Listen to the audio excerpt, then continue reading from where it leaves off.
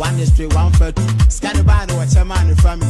A penny about us at 2020, but soon near Tim Crumb. Abanadia, Mahamafa, Namafa, Mahamafa, Namafa, Mahamafa, Namafa. 2020, when you be on precost, Mahamafa, Namafa, Mahamafa, Abanadia, Mahamafa, Namafa. 2020, when you be on pre. Galamse was so besokina, or by no cofa so yes. Was the intimate now? What is excavators now? What's a sea low bed? Ubegunu, Periabetu, then Yabro, I'm a Yanitu. A pen of a barn said 2020, but soon yet to cram. Abanadia, Mahamafa, Mahamafa, Mahamafa, Mahamafa, Mahamafa, Mahamafa. 2020, when you be on precost, Mahamafa, Mahamafa, Mahamafa, Abanadia, Mahamafa, Mahamafa. 2020, when you be on pre. Share, or buy new Obedu banks. I didn't say the kind of crime on Tiasi. I will bet my arm and I nice. My Mukululu, Namashasi. Pasia and Tiasun Trilu. Mobetina so the Moya and Yahu.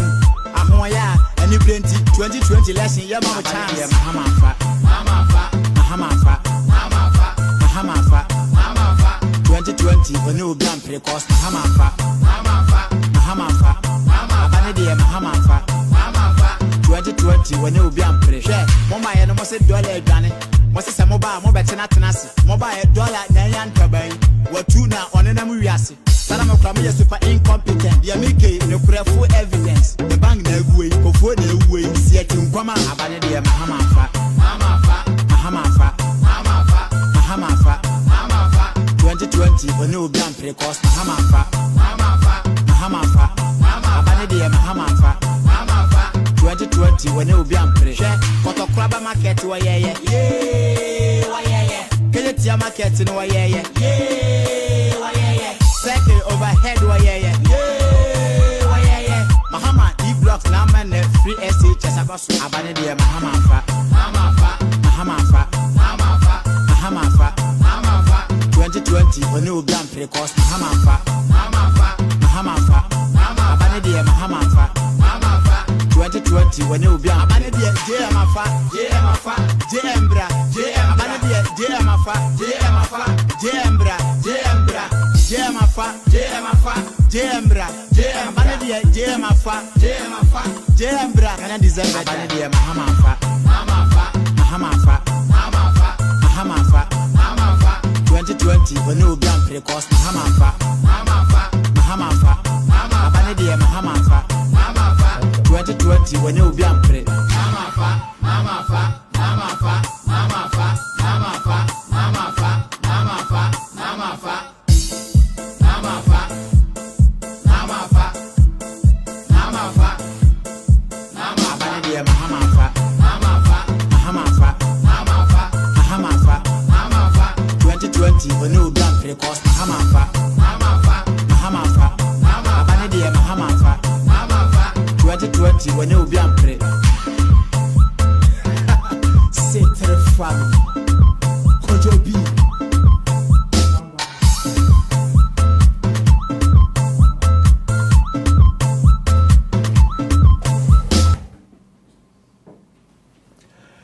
Good evening, viewers, and welcome to another exciting edition of the People's Manifesto. And I'm talking intelligently about Ghana and Ghana issues and how we are going to put our country at the level that we wanted.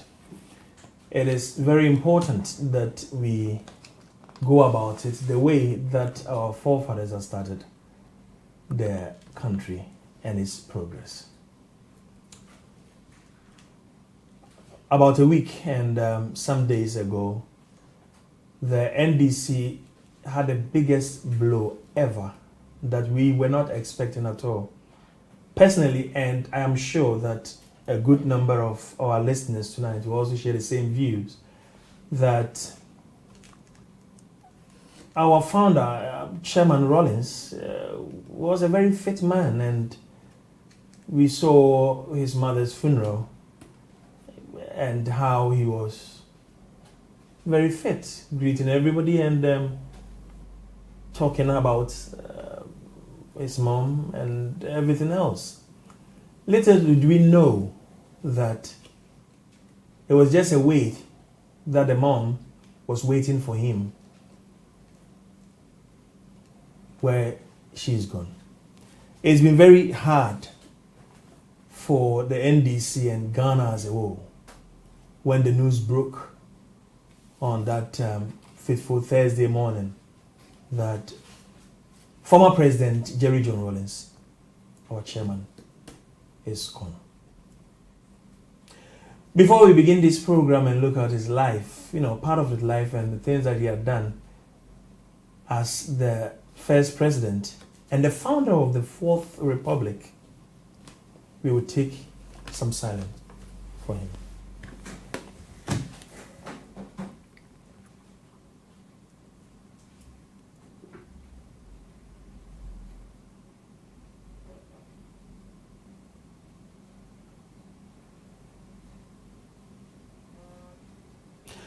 We take this moment to ask for God's mercy for his soul, and may he keep him safe while we meet again someday in paradise.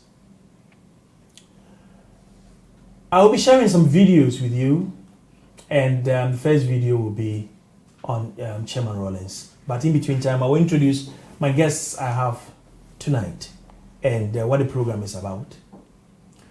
We have put the brakes on all campaign activities, so we would not be campaigning tonight, but we will stand and look at the ideals of the June 4th revolution down to the birth of the Fourth Republic, all the way down to his last breath before he passed. The transparency and accountability and probity that Chairman Rawlings, former President, Flight Lieutenant General Rawlings, had always championed and campaigned till his last breath. We'll be looking at that. Tonight, I am hosting the communications officer of the NDC, the National Democratic Congress, UK and Ireland chapter, and it's in the person of Mr. Simon Aworego. Did I pronounce your name well, Simon? That was correct. That's it. Really? You got it right, yeah. Where are you from, Chairman? I mean, communications officer. Navrongo, Upper East region. Upper East, yeah. okay. Yes. Okay, we'll get into that. We'll get into that.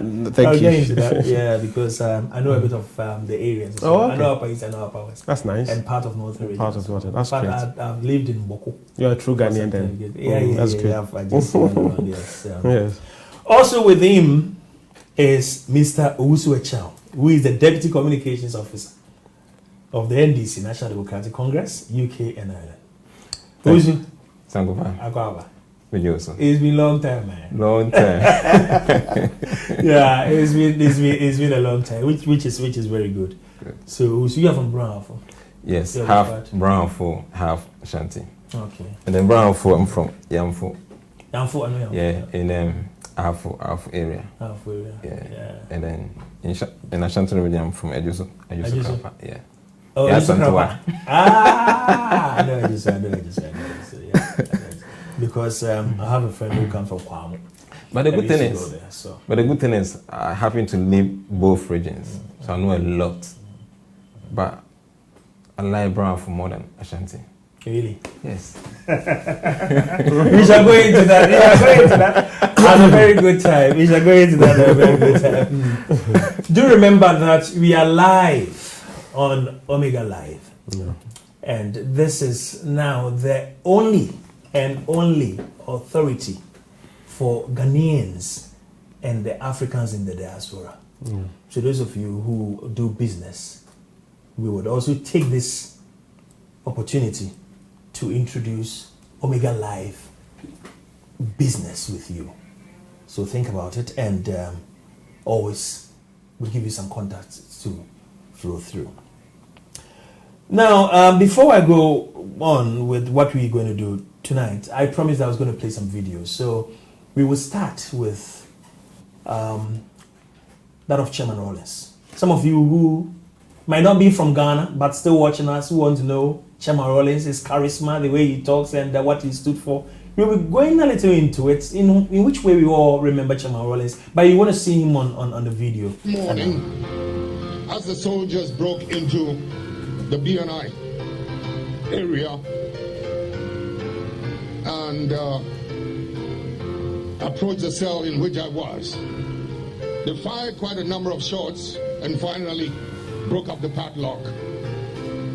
So we got out, and from there we moved to the broadcasting house, where I made that call. June 4th came at a time when there was a lot of frustration in Ghana. Frustration by way of economic mismanagement, economic by way of national decadence, economic by way of kalabule.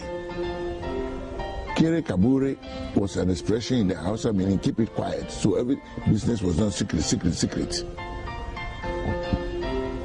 And all manner of things which were not acceptable in a Ghanaian society. That time also was a period when the Acheampong regime wanted to legitimize itself by union government. That is, because they saw that people didn't really want the military government anymore, they wanted to do it indirectly by way of having a union government, soldiers, policemen, and politicians. Of course, with the soldiers still dominating and he, Acheampong, becoming the head of state. The union government referendum brought a lot of trouble in Ghana, which I've put in my book, and Justice Aban really stood against it, and there was a lot of disaffection. Before then,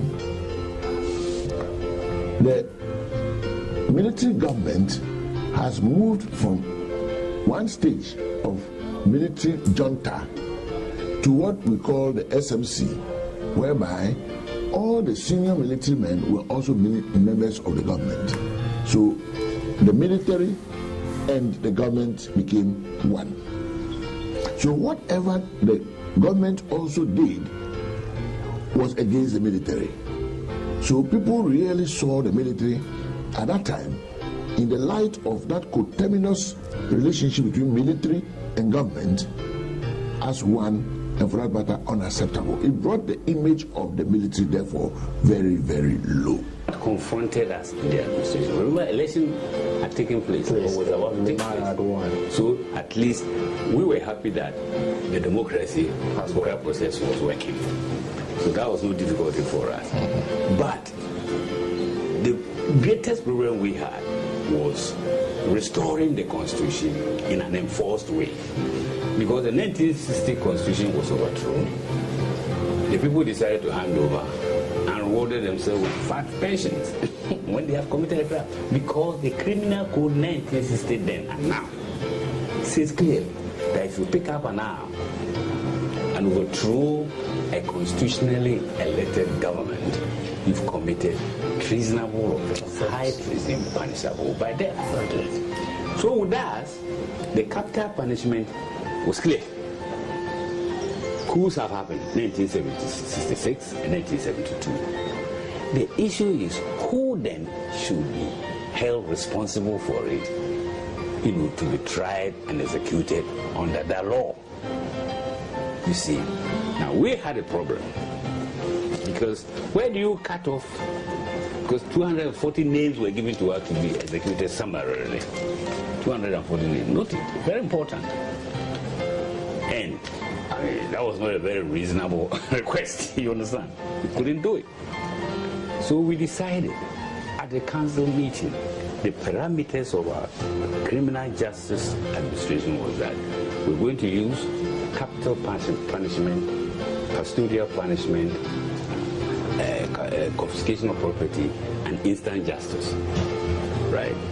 Now the basis for the first one was those who had the ultimate responsibility for carrying the armed forces into civilian politics in 1966, 24 February, and 1972, 13 January. They were the ones who could attract capital punishment. It is not true that the ordinary Ghanaian doesn't like violence. That's what we say about everybody. They used to say that about the Liberians. That, oh, no, Liberians just like a nice time. They don't like violence. When they started the Civil War, I was there. Believe me, the things that they did, you would have been very surprised. They said the same thing about the Sierra Leoneans. Oh, they are nice people. But once they started, you'll be surprised. That's what we all thought. The Ghanaians don't like violence. But it was obviously not true. Once people start something, it's very easy for people, you'll be surprised. You'll be shocked at the people. They were just ordinary people. It happens throughout history. The people, whether they were Nazis, they are not special people with horns on their heads or anything like that. They are just your ordinary, everyday human being. They are like you. They are like me. They are the same people who shout about let the blood flow. They are the same people who behave like whatever your worst idea of bloodthirsty people are. We are the same. We are not special. We think we are special. We are not. We are like everybody else.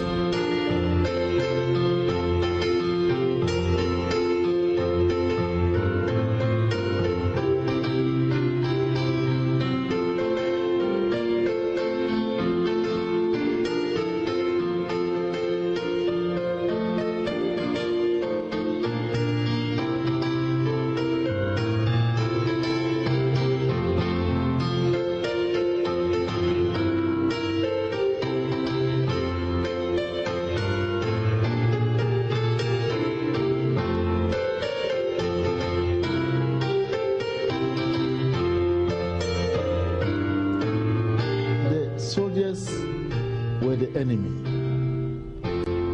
to many people, including students in general.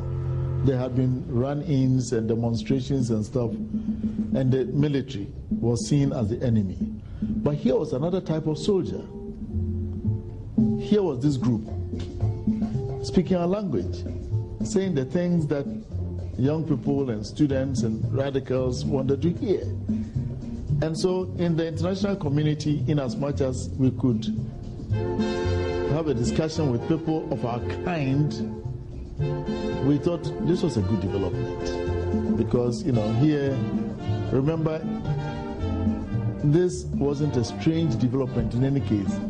Young, charismatic soldiers in either leading a revolution in Nicaragua or, having taken power in Cuba or anywhere else. So this was, in our opinion, and in the opinion of the kind of people that one was likely to speak with at that time, this was seen as that kind of development. And so, because the senior people were necessarily the members of the government, the junior officers were disaffected, and they wished they could remove them. This was that disaffection which created the real problem. The civilians too, the economy was not going forward. The initial euphoria about the revolution and people going all over the places and Operation Feed Yourself had all died down. Achempo had shouted, we won't pay our foreign debts, because he didn't have the capacity to go and negotiate. Of course, at first people thought that, oh yes, we won't pay. But sooner than later, we began to realize you cannot just shout you won't pay. This is not what is done in the civilized world. You do something good about it. As at the time the revolution occurred, one thing that is often forgotten is that Ghana had already, under the leadership of the then head of state, General Akufo, worked towards the return to constitutional rule. So in fact, one can say that if the process had been left alone, we would still have been able to peacefully have a change of government without what one may describe as a revolution. But the fact still remains that there was disenchantment, there was economic mismanagement, there was a lot of disaffection. You are welcome back. So that is the Speaker of Parliament, Professor Michael Quay. He used to be the Member of Parliament for Dome-Kwabenya constituency, and Professor Michael Quay is a historian as well. And they are old enough to see what exactly happened within that time. And Chairman Rollins' campaign and his champion for probity, accountability, and transparency. But like Ecclesiastes says, for everything that has a beginning has an end. So that is the end. Gentlemen, you're welcome again. Just in case you're joining us now, remember you are watching Omega Live TV. My name is Sankofa Tetidan, so I am your host tonight, and we are looking about Ghana, and we're talking about the People's Manifesto. And tonight, since we've put all the brakes on politics, we would say that we would take the probity, accountability, and transparency that former President Jerry John Rawlings preached, and we would bring it down to the Fourth Republic, between the times of NDC, between the times of MPP, between the times of NDC, then MPP, and where we are now. And we'll go into it. I'll be playing a video by the former Special Prosecutor, Mr. Martin Amidu, who says that in 66 years of his life, he had lived with very decent people and he's never had any problem at all with anybody. And just in recent times, within the 4 years, less than 4 years, that he went to work with the MPP, this is what he says, that he cannot live with criminals and that nobody could be roping him into their criminal activities, stab him in the back and making him look as though he is the incompetent one. And this is in clear connection with the probity, accountability, and the transparency that former President Jerry John Rawlings has preached. Gentlemen, I'll be taking your takes on how you would remember Chairman Rawlings. I would also remind you that we will have a guest on the line who is Reverend Mate. He will be online with us, and he is a member of the communication team of the NDC UK and Ireland chapter. So he would also come on the line, and we should share some thoughts about remembrance of Chairman Rawlings. I will start with you. So how would you remember former President Rawlings? I'll tell you how I remember him. The first time I saw him, this was many years ago as a child when I saw him. Yeah. The last time I saw how I can remember the former President Jerry Rawlings in 2008 elections. Okay. When he went to second round, I was part of the NDC communication team in Brownford and then communication member. So the campaign team. And when Afrajan announced that. So 2008, NDC was in opposition, is it? Yes. Okay. So that is this election that brought Professor Mills and John Dramani Mahama. Yeah, to power, yes. Okay. So the controversial one. Yeah. The one you remember, Apache and his boys. Yeah. Going to court on weekends and trying every means possible to stay in power. So immediately Afrajan announced that we have to go to time to conduct that was that election. The last constituency one, left. yeah. So that they can announce the winner. So Chairman Rawlings came to Sunyani, mobilized the youth. Come on, let's go. This is our time. We are going to power. We are coming to power. And you can see the enthusiasm. You can see the youth in Brownford. And we went to time. And it was lovely. It was lovely. And this, what happened in 2008. I remember I was in Sunyani myself. I feel so like the spirit of NDC was high, and you can see people that the NDC is coming to power, and our founder was moving with it's like sea waves. People were just following, and then we went to time. The government in power too. He commanded a lot of support. Yes. Yeah, he's a great guy. The MPP government in power, they couldn't enter time. They all ran away. It was. Yeah, but I will tell you, Kufuor, former President J. Kufuor was in his way to time to campaign for his party. And for which reason the NPP were going to time for the time to decide, I didn't know what joy they would had from it. But they had gone into the meeting with the EC and agreed that the only constituency left was time, and everyone agreed that then we were going to go to time. But they forgot that time is not even for them. Yes. And even if they won every single seat in time, it wasn't even going to tilt it. You understand? Yes. And so it's after they have left the meeting room that they thought that, oh, even if we go to Tyne and we're able to even win the Tyne seat, then we have to get every single vote there in Tyne. And Tyne is a seat back in the days, you remember? Yeah. And so they thought about it and said, no. In that case, let's destroy the country. That's the decision they took. The MPP took. In that case, let's destroy the country. They wanted to go to court. So that is when they decided, they started organizing their boys, Chobo here and there and all that. They started organizing Bamba and all his boys, Chobo here and there. And then they decided to go to court, even without the knowledge of the president. It was Sunday. Yes, so former President J. Kufuor was in Sinai. Then he returned to Accra. You know his reason he gave? His reason was security wasn't safe. Yep. So he won't go. Then you ask yourself this question. If the president in power, who has all the security by himself, is not safe, and the ex-president, Jerry John Rawlings, was in time campaigning, what is happening? It was later that they lost power that some of these things started coming up. But we could do the math, we could do the math. And we see it happening again. They know, they've done all their research, they've had the one even from BNI, they know that they've lost this 2020 election, and they've started their gymnastics again. What they forget is that the NDC knows all that gymnastics more than them. And I keep on telling them, sometimes I speak to their people, I tell them, bring it on. You understand? We have this country, we have protected this country, we have been in power, you understand, for 8 years, and we left it for you. We know what happened in 2016, we left it with no problem. You understand? Yeah. Whatever judgment or whatever you told the people, it has changed again, and it's changing again. Just accept it. Power is transient; it moves. That's it. You understand? So don't hold anybody's. We will get into that. So you know what happened? Did you see him? Did you see him in time? Did you go to time yourself? Yes. When you read time, you know the youth, the women, and then the boys, they all run away because it was tense. They said, "No, we came here to do campaign. Come out, come and vote for NDs because we needed 40,000 votes only." Yes, to win the election. So they came out. We just talk about what we've done for the country, Brownful, under Rawlings, under they were happy. So okay, then if you needed our vote, we are going to vote for NDs for NDs to come to power. It was massive. It was joy. It was happy and.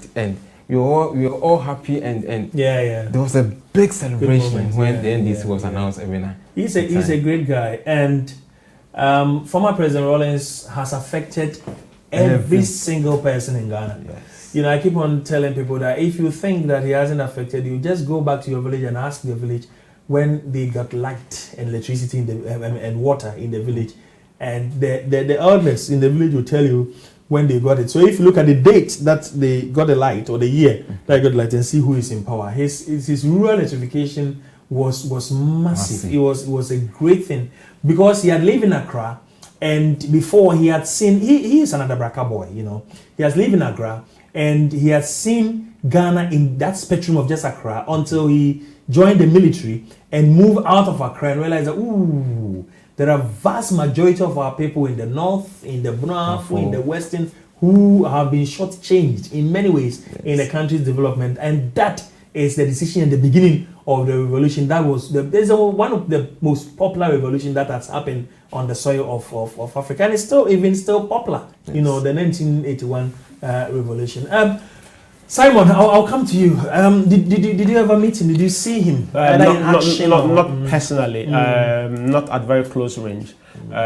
Yes, the 1996 Sunyani Congress, I was there, but didn't get the opportunity to get too close to him. The crowd is always so big and all of that. Oh, yes. I watch him from a distance. But like you rightly said, if you were born around my age in the 70s and 80s and all of that, your main influence would have been Rawlings, because you couldn't miss the man. No.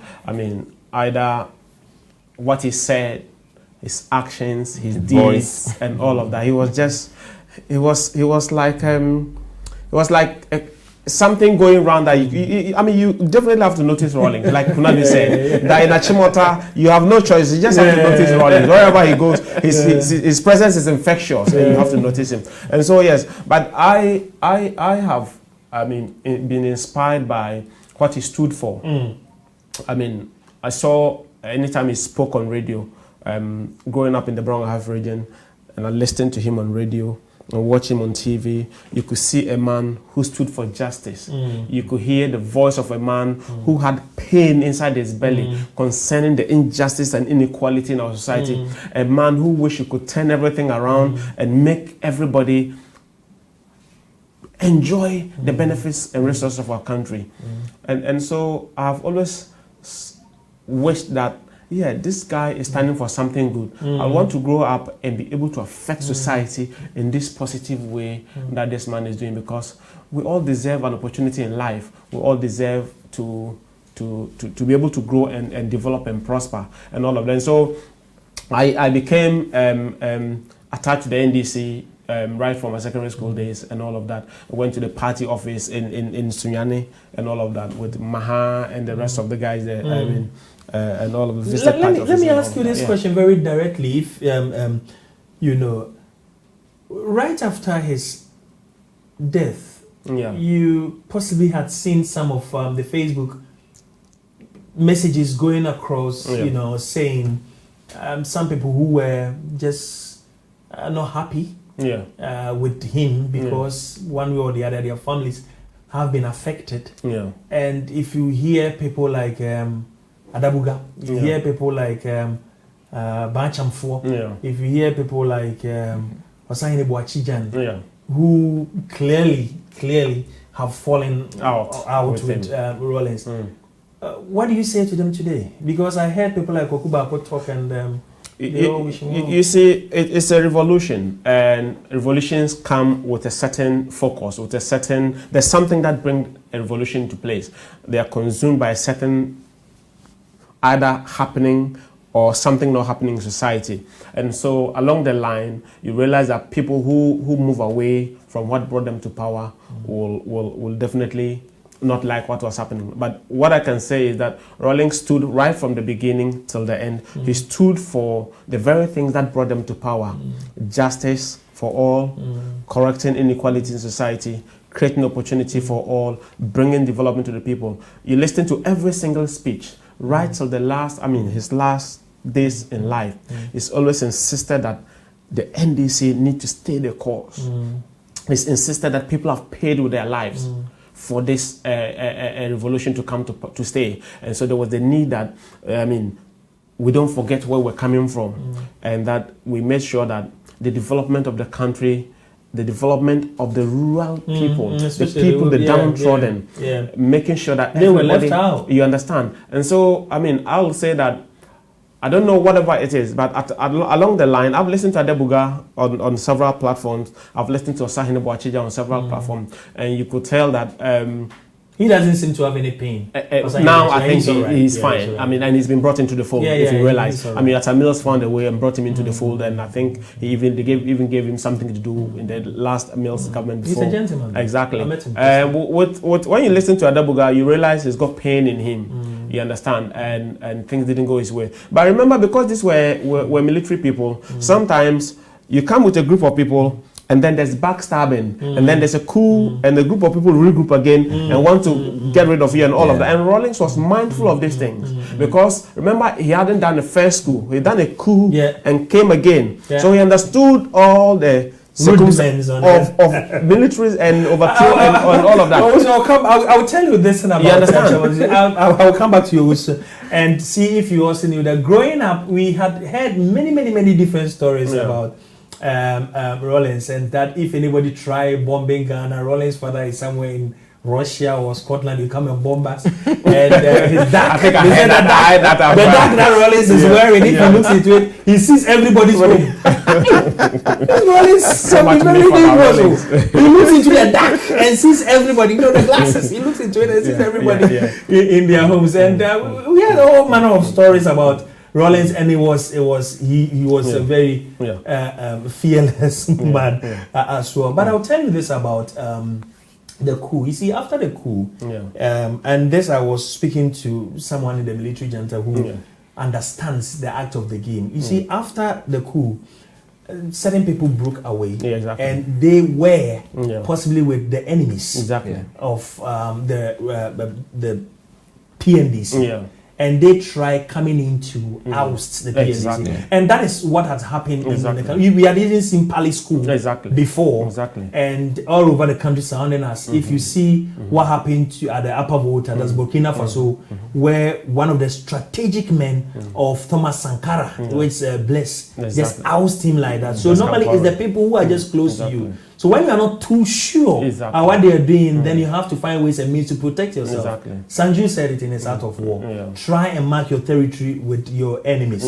So some of these people, I'm not saying all, I don't know what exactly happened, because I had learnt that a good number of them had run, the soldiers, a good number of them had run to Togo, and they were staging from there. Some would come in looking for ammunition from the recce to go and oust, and some of them left and later came and they came to meet their death. You understand? What they didn't know that Rawlings was surrounded by highly intelligent guys. Very, very, when it comes to military intelligence, highly in the lives of Kwaju Chikata and those, very, very highly intelligent. So you should be able to know your game before you step in. So those things sometimes they are a bit normal. Yeah, just to interject, in the Bronx, I mean, regarding counter coups and all of that, there was this plot to overthrow him, and one of the guys was arrested around Doma area. I've forgotten the name of the guy. Was a fair-colored guy like that.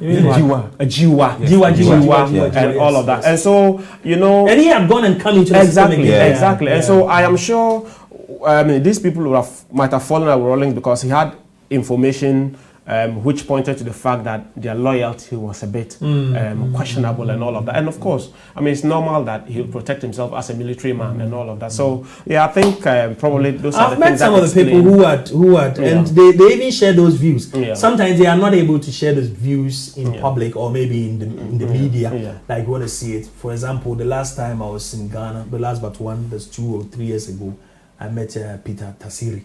Who was also he was a great guy in the revolution, and he had many things to share. He didn't have too much reservations about Rawlings. He thought sometimes as the intelligence will determine as well to take them. Whatever it is gone. We know that the Fourth Republic was his full birth with the support of everybody who joined in, and the probity and accountability and then transparency is just going through. I would also tell you how the first time I saw him was 1989 in my hometown, Achim Kwabing. That time it was under the East Achim District Authority, so we used to go EADA. Now it's all divided. It's Etiwa West, and it's a district on its own. And we had light at the time. That is 1989, 1990. Thereabout. I was very young. Then he was coming into town. There were a good number of people in there, including some of my uncles who had, back in the days that we were not born, had supported Pauli and Victor Wusu. They are pure Dankobuzia people. You would not come into their territory from any angle, at all. And in many ways, they had seen Rawlings at not being part of the status quo, either being a Dankobuzia or being in Chromais. He kind of got the bit of the Dankobuzia and got a bit of Chromais and just blended them and all that. They didn't like him in many ways. So one of the men went to tell, when he saw Rawlings coming, when he heard, he went to tell some of the men to just fell a tree. And so they fell a tree to block access. The access. And the only access that was coming into the town was from the Yinem area to the Zongo, and then it comes into town. When the tree fell, well, just before they even finished, they heard Rawlings talking in town on the school field. Do you know where he passed? Yes, he had come in helicopter. They didn't know. Yes. So apparently, my uncle was standing there, and that was the first time I heard it. And he was telling me this story. He was like, that guy is rascal. That's what he said. He's always that guy. That's the first time I heard the word rascal. He said that guy is rascal. So we had to pay people again to cut, everything off the road. Just to add quickly to that as well. I remember one where my primary school was in 3BN. Forces Primary School in Brongahafu, 3BN. So he used to visit the 3BN a lot, and because he used to come and meet the soldiers and all of that. And so word will come out that, Rawlings is in town. The man has already been in town for 3 days. And then they're telling you Rawlings is coming by helicopter. And then you see a motorcade and 3 cars coming, and Rollins jumps out of the car and not from the helicopter. But then there'll be an helicopter flying in the air. Yes. So he was a very smart military man. He understood all these intricacies of war. And protecting yourself and those kind of things. It was a very and he had good guys protecting him too. There, you know. He had very good guys protecting him. He had good guys around him. Yeah, people like Kwadwo Chikata was even in the Congo that time. Zaire back in the days doing the overthrow and the killing, the circling of Patrice Lumumba, and he was there learning intelligence for Dr. Nkrumah. And these were the people who surrounded Rollins and advised him. And may he so rest in peace, Courage Kwashiga. He was also a great soldier. You know, Kwashiga was also a great. He later joined the MPP. Sure. I think he became a Kufuor's a Greek minister also. With the Samoans. So that tells you that we are just one people. In fact, who hasn't worked for Rollins before? Everyone has worked for Rollins. Exactly, because Rollins also was working for local government minister. So it is good to remember him. May he so rest in peace. And like we say, what we see on the earth is actually said in heaven. And I'm sure that for every sin that he had committed, for we have all committed sins, you know, and for every sin that he had committed, I'm sure that his Creator will just have mercy on him and forgive him and give him a resting place. We are praying for him. And now, gentlemen, then we would start with his ideals and his champion and his trumpeting of probity, accountability, and social justice, transparency, social justice, you know, and all that. Then we will ask the question: is it working? But before we will get if it's working, I'll give you the latest of what we know about Martin Hamidou.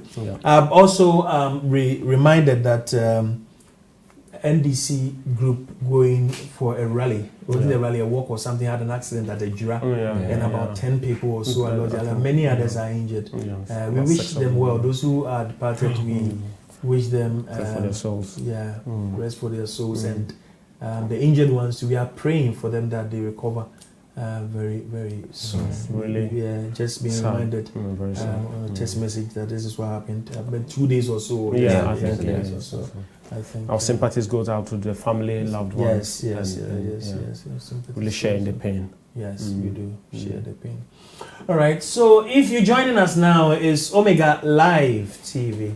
And my name is Sankofa Titidan. So I'm your host, and we are looking at the People's Manifesto. And of course, we started in throwing light on our founder, who is no more with us. His life that he has led, and how he had Ghana at heart, and how we all remember him. I don't know how you remember him, but how you remember him, please share with us and give us a little text, and then we would know how you also. When we finish this program, we are going to watch, we're going to review and see how you also remember Chairman Rollins. And I'm sure there are a good number of you who met him face to face, who might have even greeted him, who might have even sat with him for tea, coffee, or possibly wine, something that you want to share great experiences and company with us. We would be very happy to know on Omega Live TV.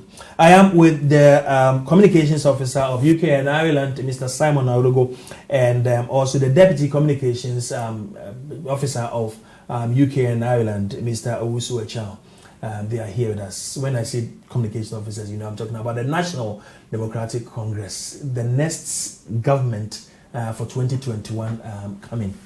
So just stay put and just watch how a government or a political party would take over and trim 125 ministers all down to just in the 60s or even possibly down, and save the country some money and a good number of things I want to do. So I'll ask my producers if they are ready to play the tape of Martin Hamidou, and we shall talk about Martin Hamidou in connection with what we are discussing. The reason is Martin Hamidou has been part and parcel of the great... Honorable, the main question he asked you was, looking at Article 41 and the requirements, it says that, are you able to say categorically that you can live with other people in harmony? I have lived with decent people in harmony for 66 years. I cannot live in harmony with criminals. That I won't lie. I won't lie. But decent, respectable people who will not ask you to do this and then stab you in the back. Those are traitors. I can't live with them. But decent people, I will live with them. Criminals, I can't. Mr. Speaker.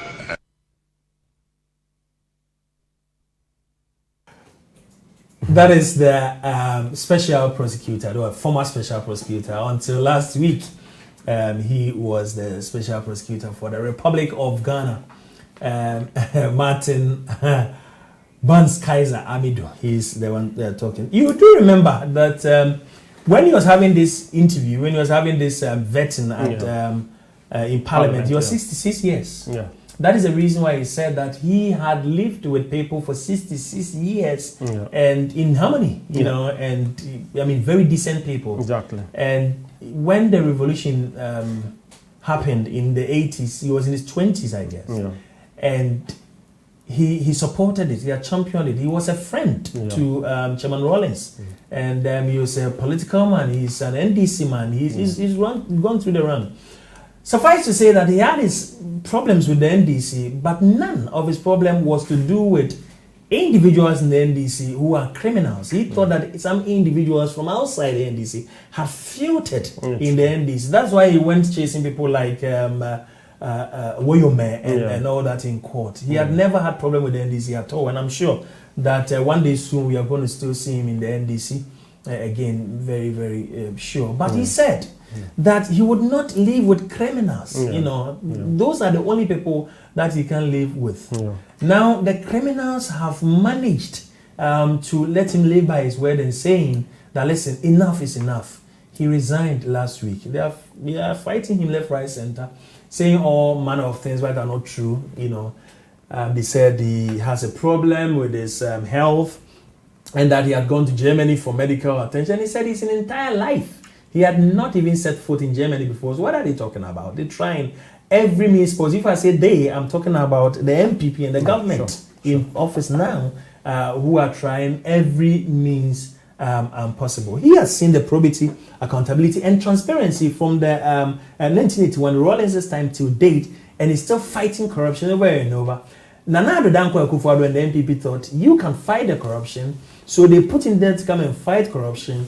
He started going about it. Now they are going to his house when he's doing his report on risk assessment. They are going to his house when he wants to talk about the things that is happening in their government, the thievery, the money that they are stashing in their pocket. When they told the people that they were going to protect the public purse, contrary to what they said, they were stealing from the people. And now if he talks about it, Martin Amido is rather the victim, you know, that he just beating him and punching him left, right, center.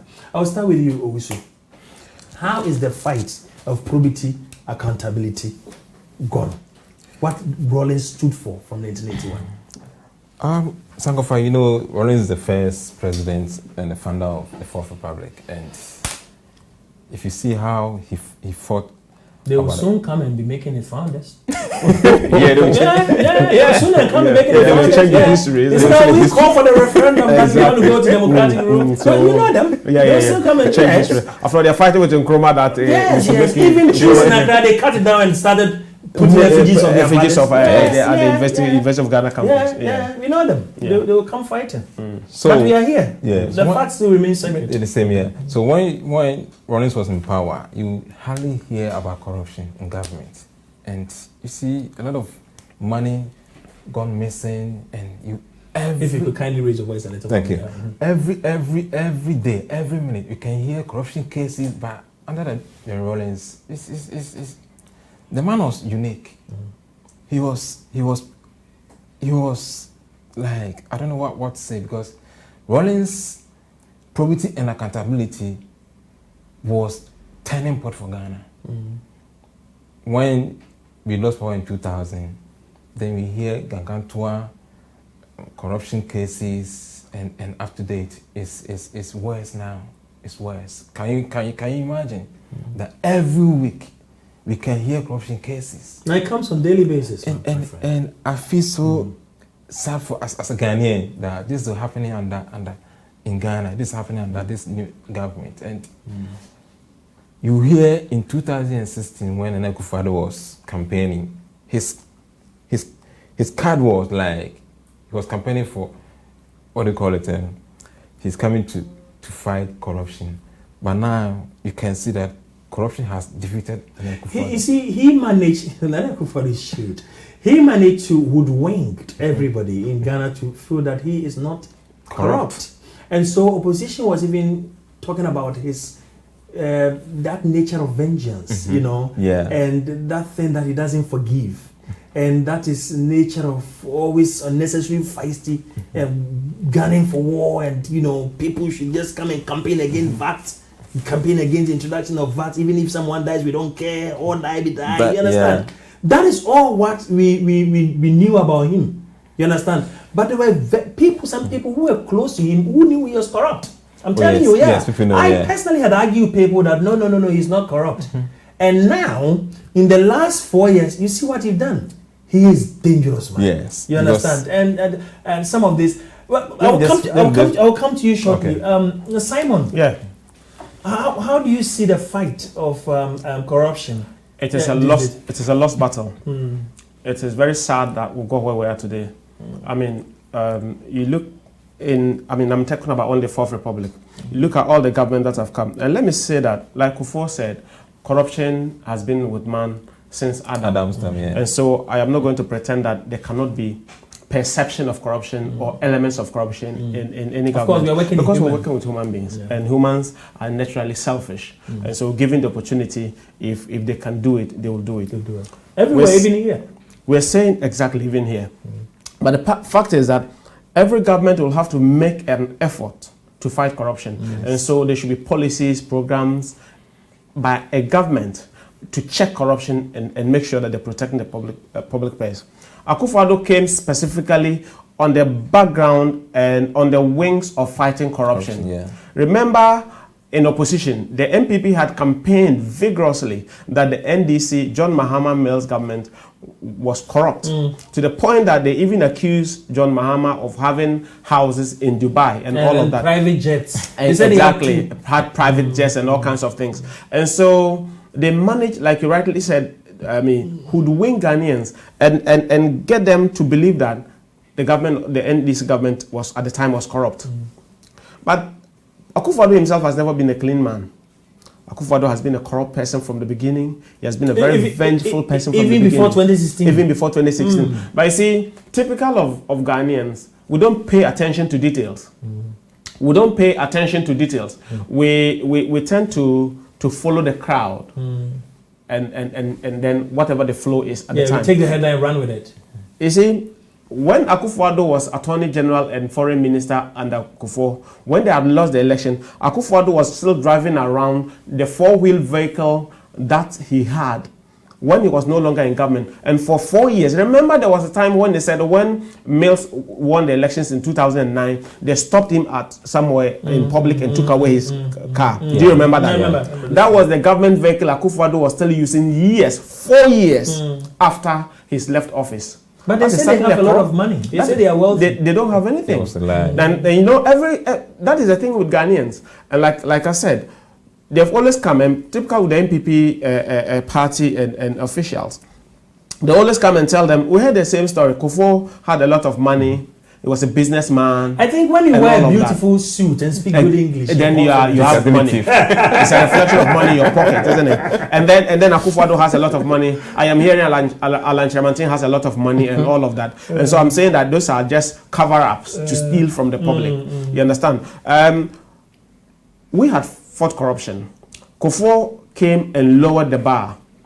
And we all remember he's then Minister for Health and MP for Dr. The guy who Richard Anane, the Richard Anane scandals and all of that. And that's so. Remember Haruna Seku, who said Kufuor had turned the castle into a place where kickbacks were being collected and all of that.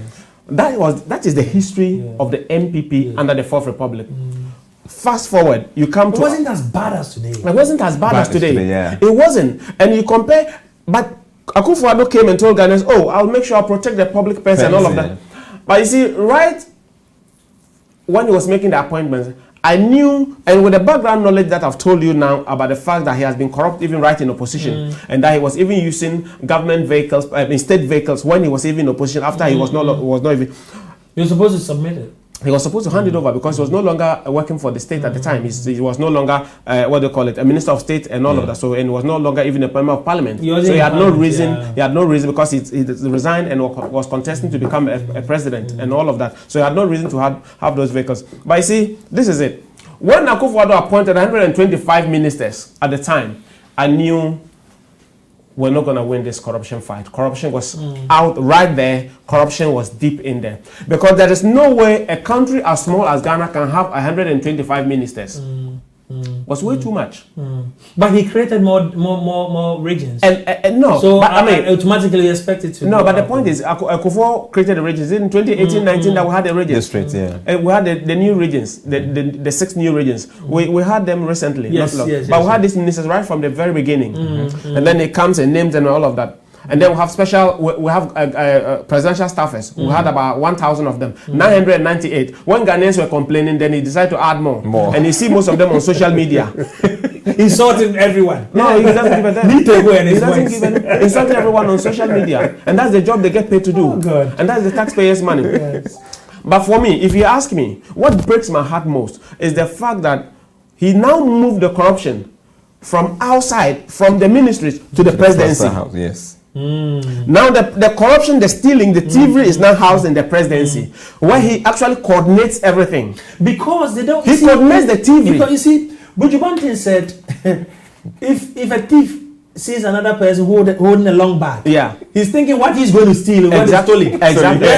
So you see what is in that bag, isn't it? Yes. So I just want to see it. Exactly. Very eyes. And so it is very sad that you have this thing of fighting Galamsey, where the secretariat is housed in the presidency, and then Charles Bissey was appointed as secretary and all of that, and then Anas Aramea go out there to do an investigation and find, and I'm talking about caught right in the act, giving money and all of that.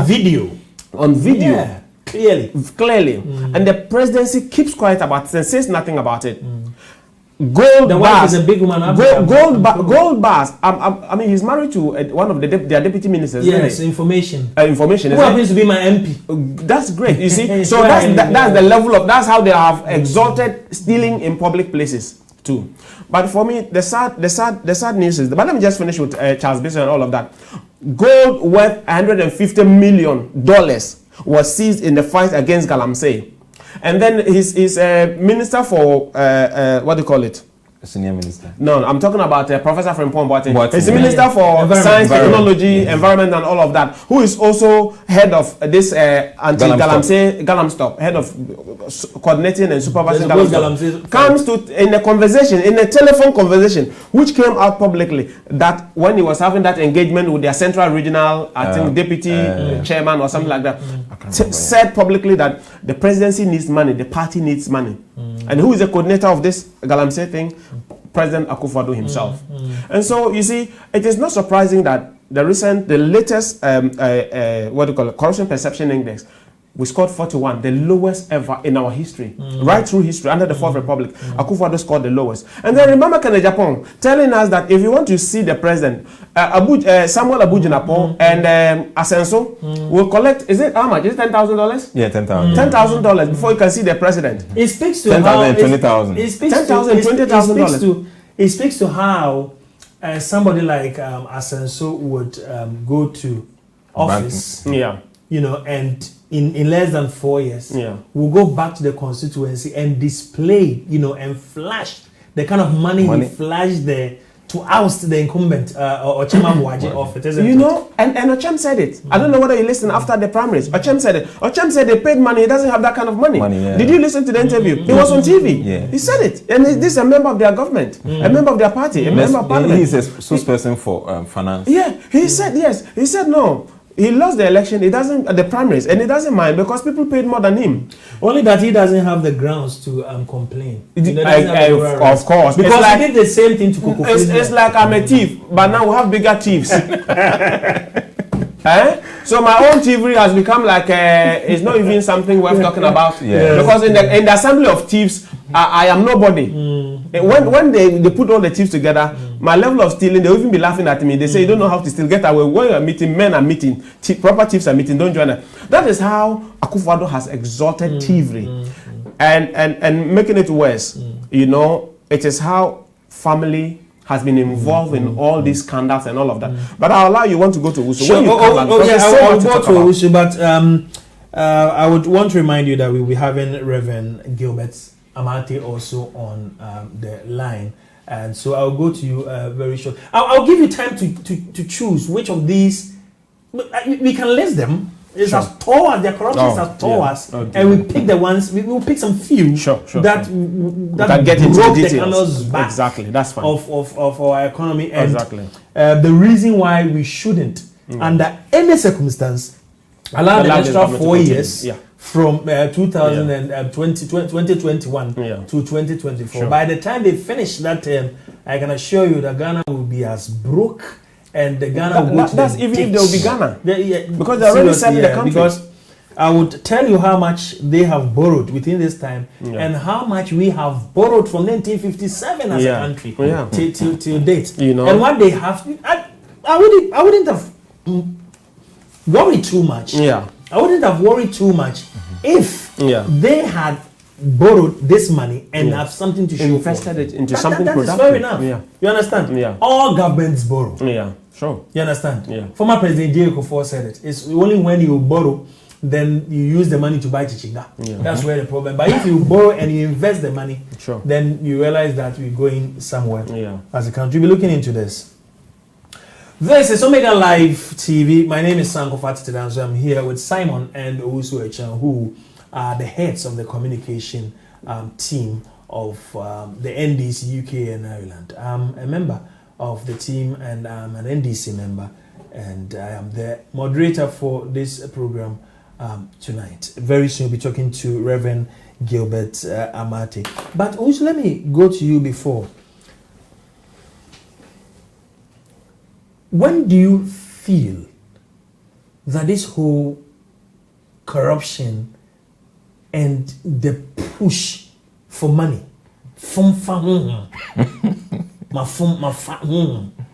came into politics? Because I asked this question specifically because before we went into the year 2000, when Kufuor came with a positive change, we never heard things like that. The only thing I remember that we heard of, E.T. Mensah had built a very big house. And I went to see E.T. Mensah's house. I'm thinking, E.T. Mensah feared the house. Remember even that. So when exactly did they start? Remember when the MPP, when we were doing the 2000 electioneering campaign, they said our former first lady, Nana Akufo-Addo, bought jacuzzi. Millions of Ghana cedis. It became hit. They had said all manner of stuff, and you know, now if you see how corruption is going on, happening every hour, not every day, hour, every hour. Sankofa, let me just quote from their own budget, 2017, page 30, paragraph 132. Let me repeat that for me. The MPP's budget, the government's budget. Yes. 2017. Page 30. Page 30. Paragraph 132. So and I read energy sector levies. Which para? Paragraph 132. 132. Okay. Mr. Speaker, you may recall that this August House enacted the energy sector levy at 2015.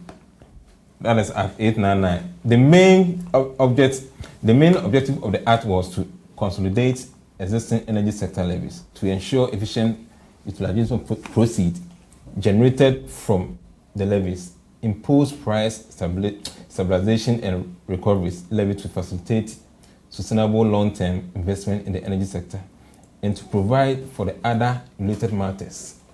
Now, the IPPs are saying that the government owns us $1 billion. Yeah, they wrote a letter recently about less than Less than 3 weeks ago. Less than 2 weeks ago. Less than 2 weeks ago. Yeah, they are furious. Yes. The tone of the letter is not. And they threatened to cut off. Yes, they threatened to cut off the national grid. Where is the man? Is Canaway? That's a good question. So the Akufo-Addo came to see the Ghana's future, and he added no value to the development of Ghana except consumption. And we are going to use their own budget to expose them. Sankofa, we are not here to tell lies. We've got some few days to the election. They are often caught guard, and I mean by their own standards, isn't it? Yes. Because they can't meet their own standard. That's the problem. We are using their own standard to measure them. Now, what happened is in 2017, I'm going on the same budget, 2017 budget. We call something capital expenditure. So what they call local, you might find it in Puntunjuma. So if you are in government, if you are a president, you have appointed ministers, DCs. So you have to do capital expenditure. That creates service jobs, like Atuabo Gas, like data center, like Kotoka International Airport, like Tema and Takwari Port expansion. All these things, they create jobs. If you go to their own budget, capital expenditure is negative.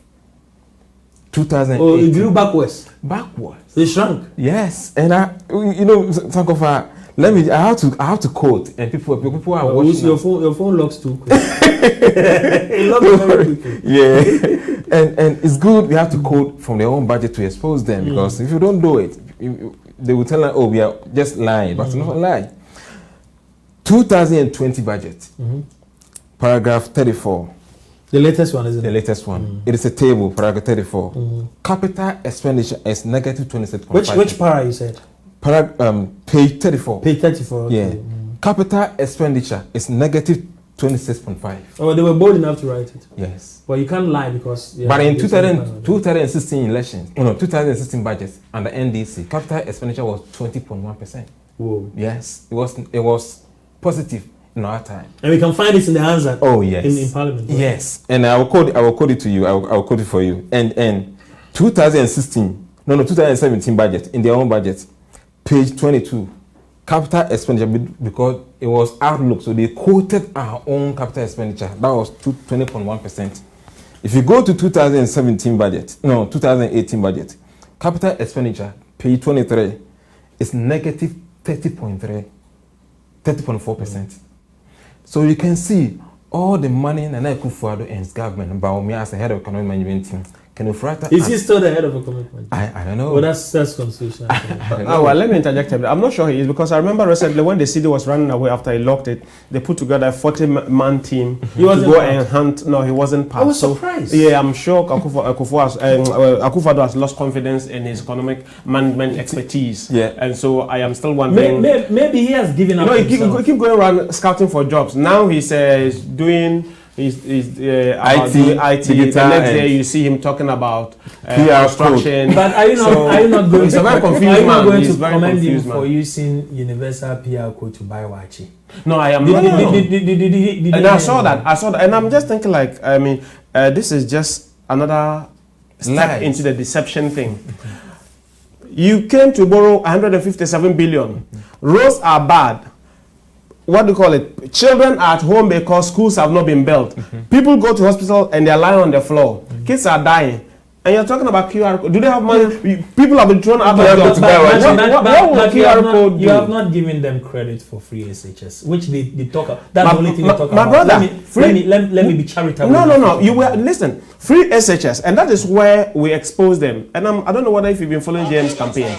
Free SHS was started by JM himself. And the records are there. If you go, the then United Nations ambassador to Ghana, I've forgotten the name, but it's got, I've forgotten the name, but I'll share the link with you. She said that free SHS, the progressive free SHS, which we promised and which we delivered, was a very good thing for Ghanaians. And so free SHS is something that John Mahama started. Everyday student under what do you call it? Under John Mahama was enjoying free education. With regards to boarding school, fees like sports fee, science lab fee, entertainment fee, And all these other fees were absorbed. No parent was paying. In fact, the only fee any parent was paying in Ghana was 1,200 Ghana cedis. 1,200, and even with that, I think about 10,000 boarding students were also benefiting from a free SHS, which meant that they paid nothing. Remember, it was a progressive free SHS system, which meant that enshrined in the Constitution. Exactly. And so as we expanded facilities, we expanded it more and more to cover more students, and then eventually, over time, every student will enjoy the free SHS. And that's why John Mahama and the NDC in their wisdom started with community day secondary school, because we realized that the chunk of the education budget goes into boarding, the cost of housing them, the cost of feeding them, all of that. And everybody will tell you that even nobody's about that. And this is an advanced country, in America and all of that. And so the NDC knew very well that if we want to truly have a free SHS system, the best way to reduce cost and ensure quality was to ensure that most of these schools were day and all of that. And so for anybody to say that Kofo and the NPP introduced free SHS, number one, is factually inaccurate. It is wrong. It is another propaganda length that they're going, and hoping that most Ghanaians who don't know much about this will buy into it. We actually started, John Mahama actually started free SHS. It covered, but today the problem is this, and I know you wanna quickly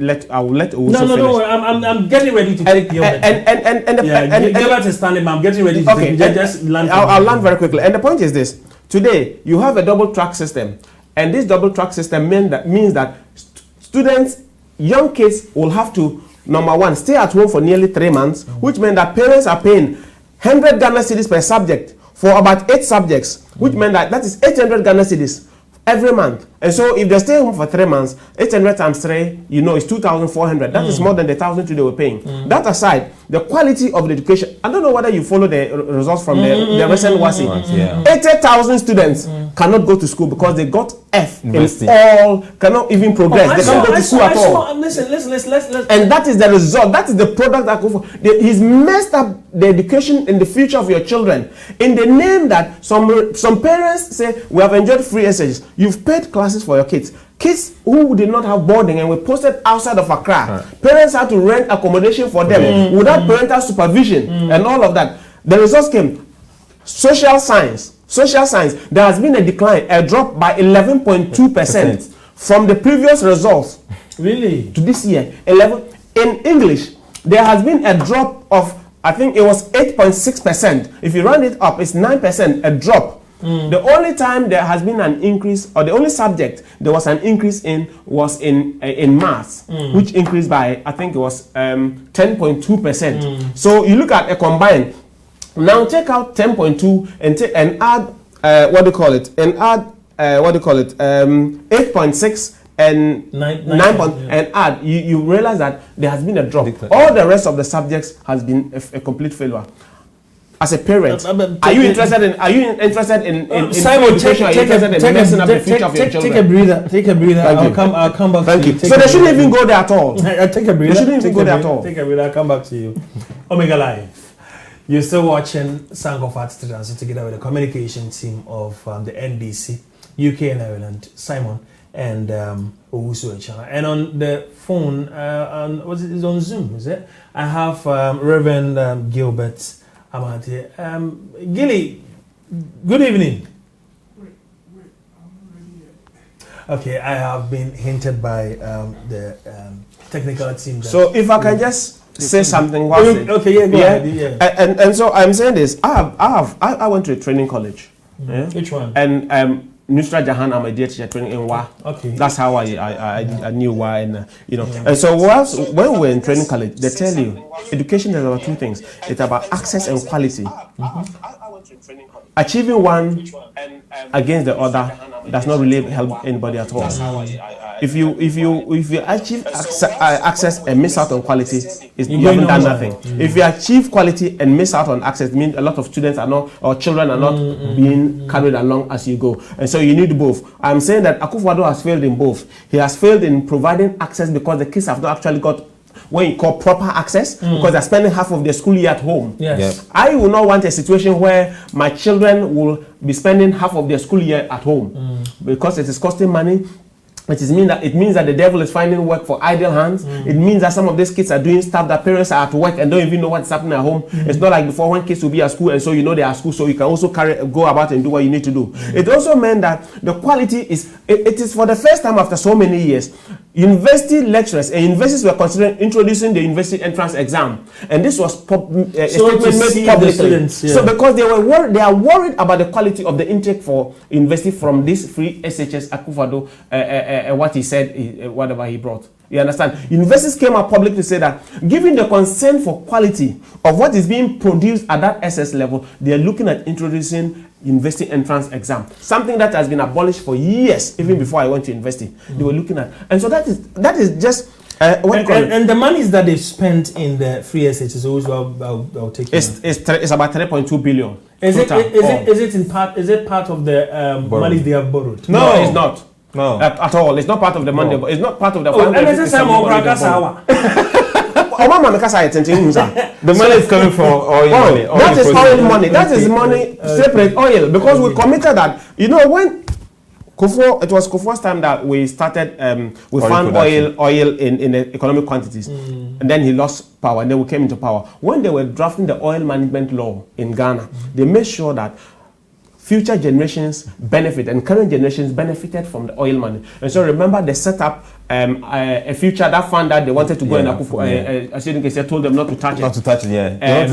We had an endowment fund, the two funds, we had an endowment fund for the oil money, and then there's a heritage fund. And there's two funds, the endowment fund, heritage fund. And part of that money was to go into the education of our children. So that is money set aside for that. So it's got nothing to do with the gargantuan borrowing, to borrow from Alemisi Amidu, the gargantuan borrowing that has gone on. It's not part of that. Anyway, I'm done. You can pick a Rev and then we can carry on. I'll pick a Rev. If the technical team is ready, they'll signal me. My technical team is already now. So it means I can carry on. It means I can blast on. I'll stay in the seat. I need to ask you. You see, this is what I struggle with, Simon. And in fairness, I'm not trading shades or doing. I'm genuinely. I mean, put my party colors aside. I am genuinely interested in what the government has used the money for. Genuinely interested. Now they talk about dams. The villages. Well, the small scale farmers association of Ghana, not Simon, not the Usacha, not the small scale farmers association of Ghana, came out and issued a statement on TV, live TV, Joy TV. I watch it. Everybody watching us now watch it. That the dams they built are useless, they are unusable, they cannot contain water, they are drying up, they have become death traps. 2 people died in my region, Upper East region. 2 children died in those ponds. Well, when I was in Ghana, I went to Naregu, and I saw one of the dams in Naregu. I was shocked. My brother, let me tell you something. They are all of nonsense. Their own minister, the minister in charge of those dams, if one meaningful came and told us that 200, was it 400,000 or 400,000 Ghana cedis or whatever cannot construct meaningful dams. An admission of a failed. So that is the reason why I saw what I saw in Naregu. Exactly. It was mad. It was muddy. JM, NDC built dams, and those dams are still there, and they are proper dams built by the irrigation authority or whatever of Ghana. Development Authority. And it is in the budget. You understand what I'm saying? Yeah. I'm told Rev is ready for us. That's fine. So Reverend Gilbert Amate is a member of the communication team of UK and Ireland, and we would welcome him. And can you hear me? This conversation. Good evening. Can you hear me? Can you hear me? I think the line is delayed. Yeah. Good evening. Okay, I'll mute your mic. Well, I have done that. Yes. Is that clear? The pictures are very poor, and the line is not great, I must admit. But we can hear you. If you can hear us, okay, we can hear you. All right, okay, it's fine. Yeah, but great show. Thank you very much for How are you? The opportunity to come in and share a couple of things with you. I think what we're doing is a great, great submission for the NDC. And I also would like to commend the 2 gentlemen in the studio, and also the moderator. I think we're on the right track. But I want to say that because we've got a lot of things to share, we have to, stay on course and make sure that we maximize the time that have been given to us. What I want to share with the group, in the audience as well, is about good governance. Now, when we talk of good governance, we have to make comparison with the two political parties in Ghana, i.e. NDC and NPP. Now, when we look at what the NDC has achieved over the year, and you compare to what the NPP has done in government, it's like, chalk and cheese. We have far, far better administrators of the economy than the NPP. Now, Simon made mention of the CPI report, the worst performance of the CPI report. In fact, when he said it was 41, it's even worse than that. In 2017 was, the CPI report was 40. And then it is shot up a bit by 1% to 41. But we left it with them by 47. So you can tell, how bad governance this, NPP government has, produced for the country of Ghana. I want to say that, one of the things that we need as a political party to help us, produce good governance in the next administration is what our the People's Manifesto has come up with, and that's the Operation Stink. I'm sure you're aware of the Operation Stink, where we'll be tackling corruption from its roots.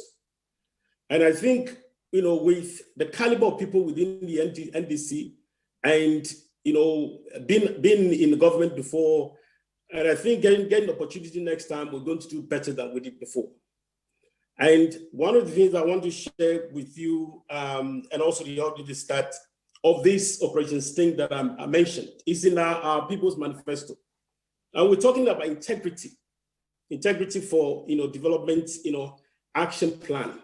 And one of the things that His Excellency John Dramani Mahama has indicated when we had the manifesto launch and also presented our, vice, the flag bearer, the assistant, Nana Jane. And one of the things he said was that, all political appointees, and this is also included in the stink, in the Operation Stink, all political appointees will have to have the assets declaration. And I think this is very important. I was listening to a gentleman, I think this morning from Zimbabwe. He's a former Attorney General. All political appointees, whether NDC or NPP, in relation to good governance, must be ready to declare the assets. Now, if you come into office and you have, all of us, you are built, mansions and all that, the people, because you're in the public of it, the people must know where you get the money from. And so this, in order to get this good governance, the Operation Stink is what is going to bring about, I believe, this good governance that His Excellency has espoused in our People's Manifesto. Now, when we talk of corruption, it destroys everything. I mean, we look at the NPP nepotism. Nepotism actually paralyzes, governance. Because when you have people that are family members within government or within your administration, and something goes wrong, you cannot correct them. We, as NDC, they accuse us of having family and friends, administration, which was not the case. But we see today that the NPP government, led by Nana Addo has, how many people has it got in his, from his family in the administration? Numerous. And when it comes to nepotism is practiced in governance, it actually paralyzes you. And I think with what we have, come up with in our People Manifesto, we are on the right track. Ghana needs NDC back to deal with, the root cause of, corruption. And I'm sure that, with the panelists in the studio, some of the things that we'll be talking about, especially in the area of these corruption, the people of Ghana will see the difference between us and the NPP government. That it is incomparable. We are far better administrators of the economy than the NPP. I mean, those hearing us just challenges that, listen, we have our People's Manifesto.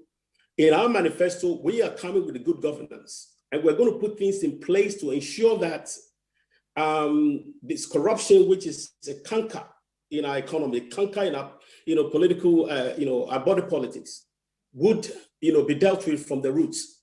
So I'm very confident that the People's Manifesto is what Ghana needs now, and with the Operation Stink to fight, the corruption, especially in persons of social justice, we are on the right track. And I think the NDC government, which would be, inaugurated on the 7th of January next year, we are coming in to, deal with some of these, challenges in our body politics. And I'm sure that, victory is within reach because of what we have actually presented to the people of Ghana. So thank you very much for the time. I'm still online, and I have a few things to say about some of the scandals that we discussed in our meeting previously. So thank you, gentlemen. Yes, Gilbert, but before I stand you by and come to the studio and talk to my studio guest, what do you remember of former Chairman Rawlings, our founder? One of the hallmark of a Christian is integrity. The hallmark of a Christian is integrity. And Rawlings, when I remember him, is about truthfulness, his honesty, his transparency. In 1980, I think, I'm not that young. I'm 1980. I was a teenager. And I had been selected, or in fact, awarded the best recruits of Ghana prisons in the 1980s. And Rawlings was coming to give me an award for being the best recruit among the 118, recruits or officers. I never got to meet him, but I have read a lot about him, and I have a lot of affinity with what he stood for. His love for justice, as it's been mentioned in the studio. Rawlings said, and I'm sure that somebody has already said that before, he said, you cannot have peace without, to have peace, you need, justice. And he propounded and pushed for equality, in Ghana. I remember in the 80s where, people, we have very short memory. What we're going through at the time of the revolution and right after the revolution, when, economic recovery was, put in place. Rawlings brought hope to the people of Ghana, because the whole thing was in a mess. Our whole government administration was in a mess. So for me, what I remember about the man is what he stood for. You cannot hang around Rawlings and do the wrong thing. Yeah, but Mati Hamidu was his friend. And unfortunately, we lost Chairman Rawlings before Mati Hamidu resigned his position. Of course, because he can't work with criminals, and this reason he resigned, obviously. And what do you think Rawlings was going to think if he was alive? Because mind you, Rawlings had said that at the point he didn't even know what to believe again, because it was coming from left, right, center, and he didn't know what to believe again, so he rather would keep quiet because he didn't know what to believe again. What do you think he was going to do if he was alive? Do you think now you come to realization that, oh, there is indeed something that he has to believe, because his bosom friend, Mati Hamidu, has said it now loud and clear that he can't work with criminals and that he has to resign? Well, in relation to Rawlings, as what he would have done if he was alive today, are you referring to if he was alive that Mati Hamidu had resigned? Is that what you're saying? Yeah. Yes. It's very difficult for me to know exactly what Rawlings would have done, because the man went very quiet, and many of us, we didn't know why he went very quiet. And I would want to suggest... Because he said he didn't know what to believe again. What do you mean? He said he didn't know what to believe again. Yeah, he didn't know what to believe Rawlings again. knew what he believed. Because it was, was coming from left, right, center, from everywhere. So I can understand. But Rollins knew what was going on. But as to why he did not speak, you know, I mean, I don't know why he didn't speak about what was happening in government, you know, present government. So I don't know what Rollins would have done, but I know that his principles remain the same. Rollins never changed. If he's being quiet, doesn't mean that he changed values. His silence never changes values. You know, there might be a reason why he kept quiet about not saying the things that, you know, we expected him to say as, you know, a founder and also a leader of our party. There is no way you can understand. You want to stand by for me? That is Gilbert Amati, a member of the communication team. I'll come back to you, Simon. Now, with all the corruption going on in this government, you know, it's not even perception anymore, because it's clear. There are instances that they have come to. They didn't apologize. Politicians don't normally apologize. But they had come to say that they were misled. And high cabinet officers, cabinet ministers, have even have lost their jobs. I'm talking about the energy minister who lost his job. Jakun, who lost his job. And so clearly they accept, you know. And if you look at the PDS as well, it was backtrack, and they have to look into it again. I hear they are bringing it back in another way, and if we give them that chance to take over power again, 2021 going, they would just milk the country so dry. I am sure that Ghanaians are not stupid. I am sure that Ghanaians are wise enough not to give them that chance again.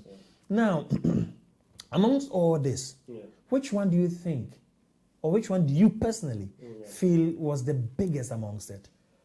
Oh, I am selecting from a pool, and that pool is so big, you know. So I know, yeah, exactly. I know we're constrained for time, but I think my biggest ones will be Ejapa, PDS. Give me the latitude to take two, Ejapa and PDS. Maybe we also want to talk about other ones, but the Ejapa and PDS. But before I even go into that, let me say this. The problem with all these things, corruption, is that it denies the poor, the ordinary people, for which governments come to work for. Governments are elected into office to hold public resources in trust for people, to manage public resources in trust for people. And so people, the citizens, the people of any country or any society expect that the people they have entrusted, they have confidence in, must be people of integrity, must be people who are selfless, and must be people who are there for their good. When it turns out that these people actually come and they are for themselves, and they don't really care about the ordinary people they came and rode on to get to that position, then there is a problem. And that is where the concern is. I am talking about the many households that could have been linked to the national grid, have electricity, so that the ordinary man out there who wants to get into some sewing, tailor, sewing, who want to get into some small business that needed energy, electricity, cannot do that. They're being denied their livelihood because somebody is amassing wealth, somebody is taking millions and pocketing them. The schools that could have been built for children to have the opportunity to go to school and have the same life opportunities like the children of those people in power, they're denied that opportunity. The many women who die because they couldn't have access to take them to the nearest clinic because the roads are bad. That is the problem. And so I am not just looking at the numbers and saying that, they're stealing too much. Yes, they're stealing too much. But I'm looking at the impact of this stealing on ordinary lives. And I read something for you by the chair of Transparency International. When I read it, I actually I was very pained about it. I'll read it to you. And this is the chair of Transparency International, the very organization that does the Corruption Perception Index and issues the... In too many countries, people are deprived of their most basic needs to go to bed hungry every night because of corruption, while the powerful and corrupt enjoy lavish lifestyles with impunity. Isn't this sad? It's sad. Isn't that sad? And most especially when they enjoy with their families and their clans. And this is a government, a president who came to power and has surrounded himself with his family, about 52 of them. Oh, that They're much? all that much, direct family members. And even as Ghanaians complain, he appoints more. He recently, you see, Akufo-Addo just tell Ghanaians that what are you going to I do don't about respect it? you. What can you do? When we come into we will investigate them to the extent that for the first time ever in any government in Ghana, for the first time ever in any government in Ghana, we have a president appointing his daughter. We have a president appointing his daughter. We have a government appointing his daughter. Appointing his daughter. Yeah, go on. Appointing his daughter as a member of government, creative arts and culture. It's never happened before. For the first time in government, we have a daughters of the president forming something in the name of an NGO, Sisters Keepers. And listen, my Sisters Keepers. And go around to every ministry, government institutions. A government institution, and take money from them. And come and they don't have a choice. Because the father will sack you. Of course. And you know how vengeful Akufo-Addo is. You dare not do that. The daughter, even under Mobutu Sese Seko, we never saw anything like that. Even under Mobutu, I didn't see Mobutu's daughters going around collecting monies from ministries and departments and government. But in fairness, let me just finish quickly.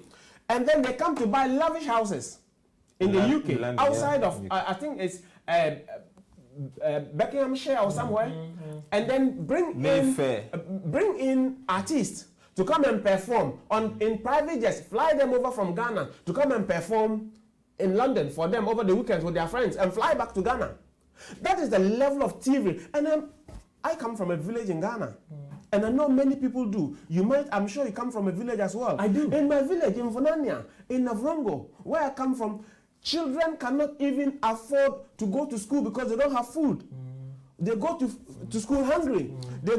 Some children go to school barefooted. There are millions of Ghanaian children. There are millions of mothers. People have lost their jobs. People have lost their jobs with the banks because Akufo-Addo decided to collapse the banks that needed just 9 million. I think 18 million to survive and collapse this bank, spend it now. It actually needed 9 million to survive. Collapse them spending 18 million. So that data bank can continue to grow and do well. And that brings me back to Kembon, where 2.2 billion worth of bonds were sold to Ken Ofori-Atta and his business partner, Franklin Templeton.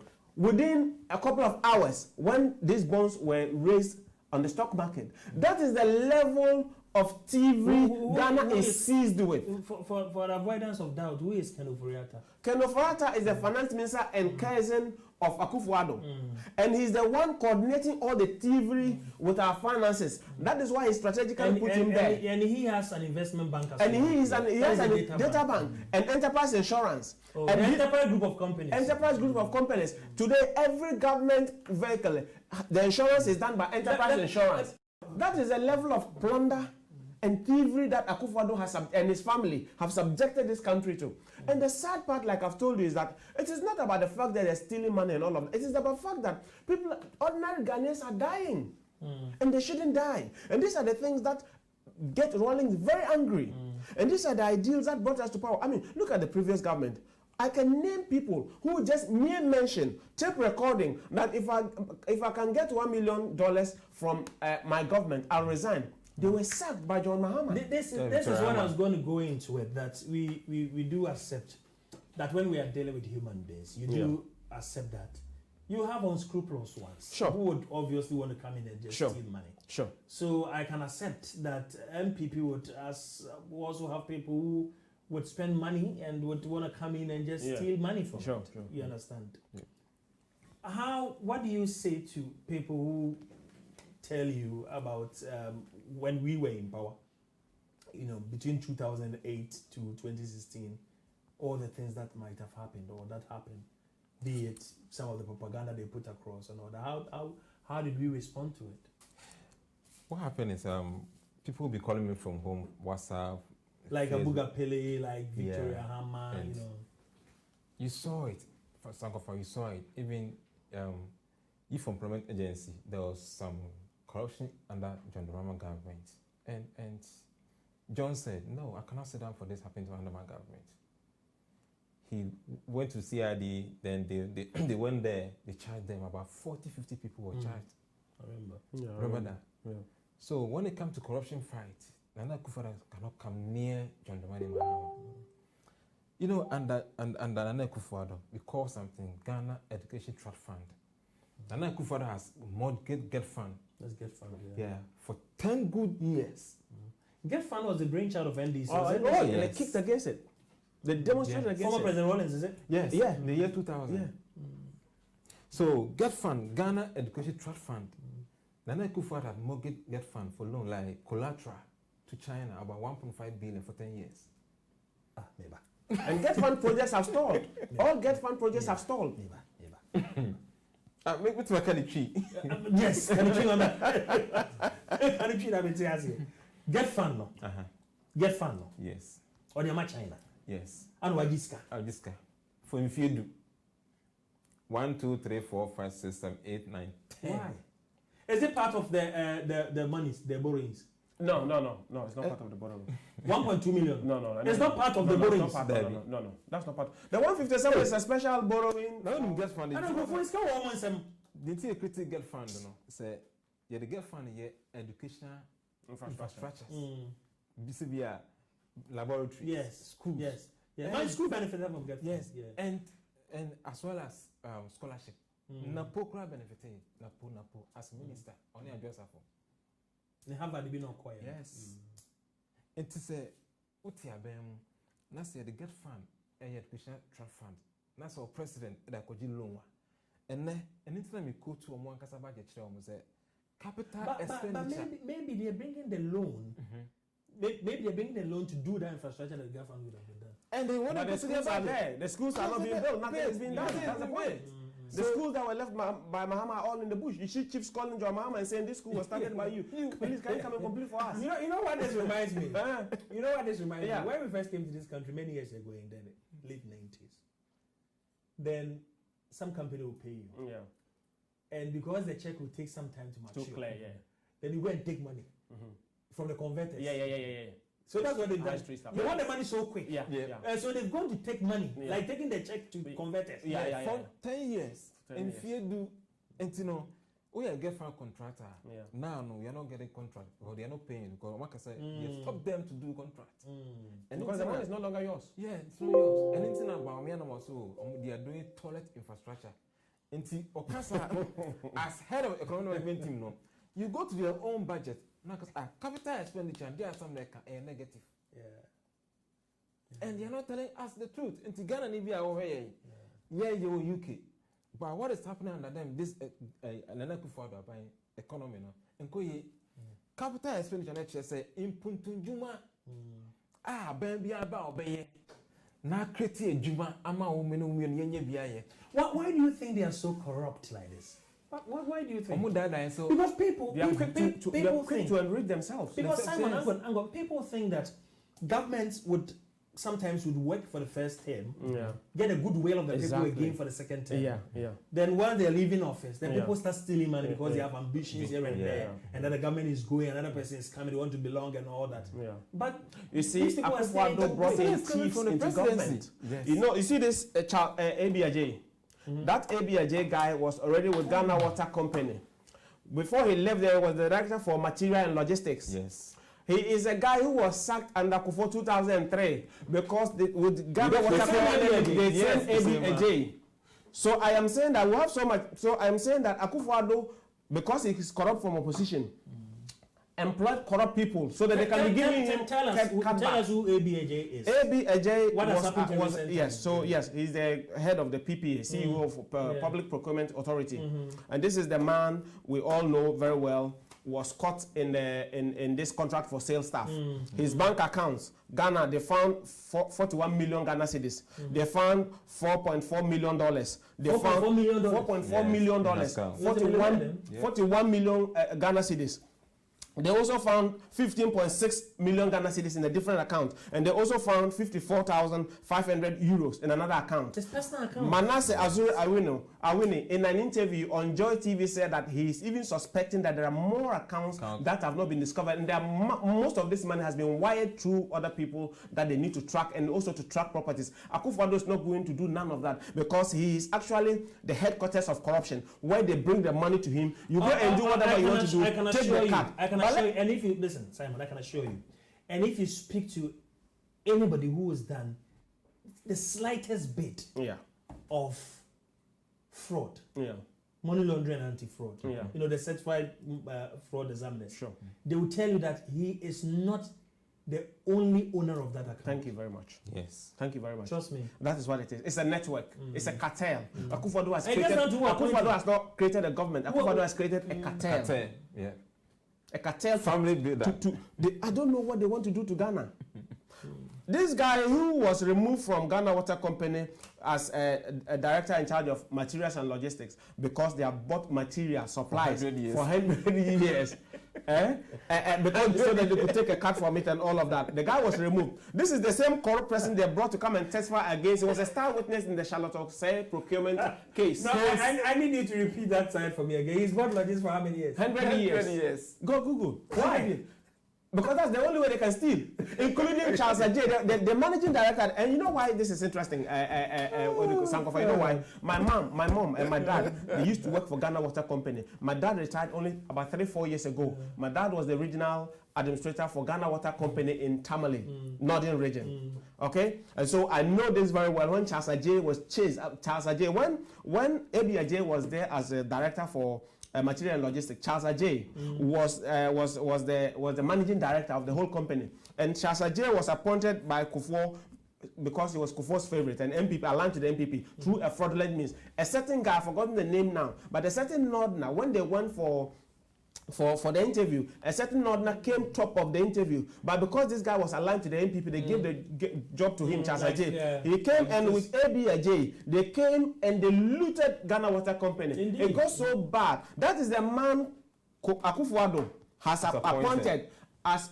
because they got him to do their dirty job to remove Charlotte Oksay as a star witness. Yes. He put him at a public procurement because he knows the guy has a master's degree or expertise in stealing because he's already mastered the art. He's working a free man now. He's already mastered the art of stealing from Ghana Water Company Limited. Let me make a solemn promise. That is how I am saying that any attempt to retain this band of thieves in government, we should forget Ghana. Ghana as it is now, they are gradually selling Ghana to the extent that our gold is being mortgaged to Osafo Mafo and sons, Akufo-Addo and brothers and cousins and nephews. The Japa people. Yes. And we cannot remove them. They are appointed and they stay there for good. Whatever they do, that is why they cleverly went and registered the company in Jersey in the UK. That island, Jersey in the UK. Tax saving. My brother, this country has never seen anything like this. The Ghana cannot take this. Ghana cannot accept this. It is not right. When you have time and you finish, let's get into PDS. And you still have, we have lost so much money. But hold on for me. I'll make you a solemn promise that if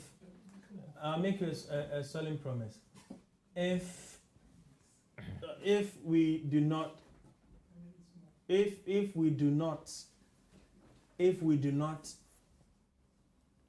prosecute some of these people and get it through and get it done, I'm good for NDC again.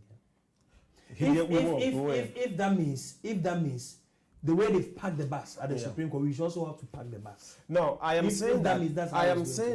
Because it we have made a promise to the people of Ghana that is why it is called a rescue mission. That is why this mission is not about NDC. It is not about John Mahama. It is about the nation Ghana. It is about all of us. And that is why in the Operation Sting, and I know we don't have to run out of time. I wish we had more time. That is why in the Operation Sting, one of the things John Mahama would do is to empower, is to strengthen and resource the anti-corruption agencies. Ensure that the Auditor General is independent and cannot be. We all know the circumstances under which the Auditor General has been removed and is staying at home now because corruption is fighting. And in his own words, Or the Director General says something. Daniel Domelevo says something. If we fight corruption, corruption will fight back. You remember that statement? Of course. Yes. When corruption fought back, now they've crippled the media. The very media, because the media is there to expose corruption. And then when the media tells you, they lead the way, they do the investigation, they throw it out in the public domain, government picks it up and investigates it. They're going after every media man in that country who does investigative journalism. Manas Azore's life is in danger. He ran away to South Africa. You don't even hear about Anas Saremia. Do you hear about him again? No. And that is the man Akufo-Addo in operation told you and I and all Ghanaians that they will use the Anas principle to fight corruption. And you ask yourself, what has happened to the Anas principle? They are going after him. Please, if we have Gilly on the line, we would want to put Gilly on the line again. Do we have Gilly at all? I would want to know if the producers will. We don't have Gilly on the line. No problem. We've also been prompted that our time is running very fast. So I would go with you on the PDS. What exactly happened with the PDS? My boss. Just school me on it. Yeah, my boss talk about the PDS and. Or you want your boss to school us on it? Then No, let me just chip in. Also, if you don't mind, let me just add a little. Then take it from there. Okay. I know there's so much. I wish we have all night. What exactly happened? Okay, so PDS. You know, there was a program. Power distribution services, right? That's fine. Power distribution. So let me start with the actual how we formed PDS, and then we'll come to how we lost our. Yes. So PDS over the years, we know that our energy sector has been riddled with debt. And so there's been plans by the NDC, John Mahama-led government to make sure that ECG and VRA become debt-free and they become profitable and all of that.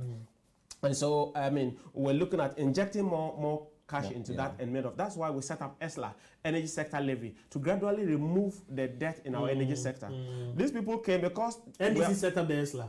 Yes, ESLA, Energy Sector Levy. So we majority of Ghanaians were of the view that privatizing ECG was not the best way to go because it was a strategic asset to Ghana. Of course. And so it wasn't the best way to go. And we believe that, of course, it wasn't the best way to go. So we needed to keep it because it's worth billions of cedis. These people came and said, no, we want to bring in private participation. But this is the catch.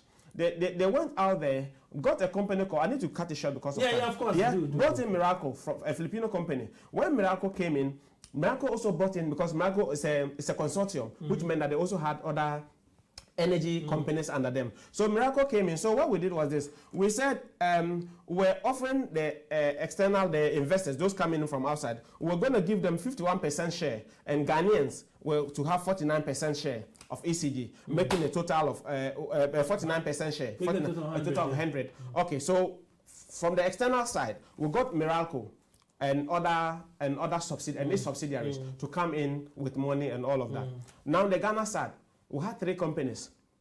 One of the companies was, and my interest is, because of time, my interest is in one of them, TG Solutions, owned by Ayensu, the barber friend of Akufo-Addo, Philip Ayensu, the barber friend of Akufo-Addo, and Ghanaian. He's been following them for a long time. That's right. I know him personally. On the external side, there's also this company called Energia SA. Energia SA was registered, or is registered in Angola. It owns 19% of this 51%. The consortium that is with Miracle. Now, you remember when the PDS issue came, Akufo-Addo was in Angola when they made the announcement that the thing has been abrogated. Do you remember? You remember that? Energia SA, we're still asking, that is Akufo-Addo's baby. They should come clean and let Ghanaians know. Okay. Ayensu and Gabi Asarajadako and you always find Ken Ofereta's name in there because he's the one who set up the loot, and then they all follow suit and share it like bread among themselves. Gabi and his African Legal Services, they are with the Ministry of Finance. That's right. That's right. Yeah. And remember, that's why everywhere they go, you see that Gabi is there. That's right. Abroad especially. Exactly. And remember very well when Ken Ofereta came, he brought people from his data bank and put them in the Ministry of Finance. So they're actually working for him at that ministry. So whatever they do, they are working for Ken Ofereta and taking whatever is happening there and giving it to data bank and enterprise insurance and or enterprise group and all of that. All right, that's fine. So what do you call it? They came to TG Solutions. TG Solutions is owned by Philip Ayensu. Now it got a problem. The problem is that, let me cut it short. The problem is this. They were supposed, Alkut is the insurance company that is supposed to to give insurance. You know when you're running a thing like for their 49% of it. For their 49%. Okay, so we are still talking for their 49%. No, I'll finish about the 49%. The investors who were supposed to bring $650 million, the investors, the external investors, were supposed to bring $450 million. Yeah, because we're giving them an asset. The whole idea is that they're bringing investment into it, and then the Millennium Challenge Compact was supposed to give us another 300 million. Together it was supposed to be about 650 million investment coming in there. Okay, so we're talking about the 650. The insurance company that was supposed to give it that insurance guarantee turned out that the insurance guarantees were fraudulent. They were cooked. They were not original. And investigations revealed that we couldn't go ahead with the contract because Imani had raised issues with it because they had been following the development and said that if we go ahead with this, it's just like we're giving them for free. You are giving an asset to somebody. They were supposed to bring some investor. They didn't bring it. But my worry here is this. Because of this corruption and all this family sharing of this booty between Ayensu, who got angry with Gabi and got angry with Kenofareta, and they had to readjust and all of this process, America said, well, under the Power Ghana thing that we're doing with you, you are not serious with what we are doing. There has not been transparency and all of that. We are terminating this money we're giving. So America pulled out. America pulled out. Yeah. Well, Ghana was supposed to benefit $498 million. Then the first compact gave us $308 million. That was already given to us. That came to us in 2014. So they smelled the rat. That came to us in 2014 when NDC was still in power, and that's why you hear former President Mahama saying that when we were in power and that money came, we used it to make sure that our villages and other rural parts of our country that they don't have electricity got onto the national grid. We improve our energy efficiency and all of that. Under John Mahama, 1,600 villages were connected to the national grid. And Akufo-Addo, I was watching last week, a chief just sent out a warning to his district chief executive that if they do not give them electricity, because electricity poles have been lying down since the NDC left power in 2016, and they have not even been erected, let alone pass power through them. And they told them if they don't do those things, they are not going to vote. That is how bad it is. I'm saying that they had to terminate that deal. $190 million that we could have benefited from Ghanaians, that could have given electricity to some villages, that could have reduced the cost of electricity for Ghanaians, has been taken away from Ghana. So the long and short I can't make it too long because of time. The long and short of it, I want to know. Did the PDS had his hand on it? Because PDS had a hand on it. I was in Ghana when I saw some of the logistics companies' cars PDS, which was an let me have a hand in it. Let me say. PDS collecting money. PDS operated from March to July. PDS operated for about 6 months. No, July. March, April, May, June, July. PDS operated for 5 months. When they didn't have the guarantees that they didn't have anything, that already started. Because remember, they lied and everybody believed them. It was after further investigation revealed and they were exposed that they started backtracking. And Akufo-Addo had to say that the deal has been abrogated and all of that. By that time, they had collected 1.8 billion. Fair enough. Have they refunded it? They have not refunded it. They're not even talking about it. And you know what has happened now? Also, now what this is happening, Miracle is coming to Ghana and saying that we invested, we made some investments into your electricity thing. We don't care whether insurance guarantee worked or didn't work. We're taking you to court. So very soon, judgment debt will be coming. Yes. They didn't bring a penny. They didn't bring a penny. That is how reckless Akufo-Addo, who told Ghanaians he's coming to protect the public purse. That's how reckless he is. And that's how they're stealing the state dry. These people do not need even one extra hour after 7th December elections. So from PDA, then they went to Japan. Then they went to Japan. And Japan even is worse. You know the cartel from Galamsey. Why are they taking this money to? Why are they taking this money? Let me tell you. Let me tell you something. Data Bank. Before Akufo-Addo became, before Kenofareta became finance minister, Data Bank was worth 500 and something. No. Data Bank was worth 800 billion. Today, Data Bank is worth 5 billion. And they were trading from 1980 or so. Is it 800 million? It was worth 800 million. Yes. Today it is worth, I think it's 6 billion. It was worth 800 million. Today it is worth 5 billion. They will ask you why are we in power? In less than 4 years. They are in power. Every bond that is raised, the data bank is a transaction advisor. Every government vehicle is insured by enterprise insurance. When NDC comes next year, there should be a thorough debt audit. You see, we couldn't even talk about. Because I suspect some of the money. money. No, we couldn't even talk about what is happening at the lotteries authority. I suspect some of the monies didn't come. It cannot happen.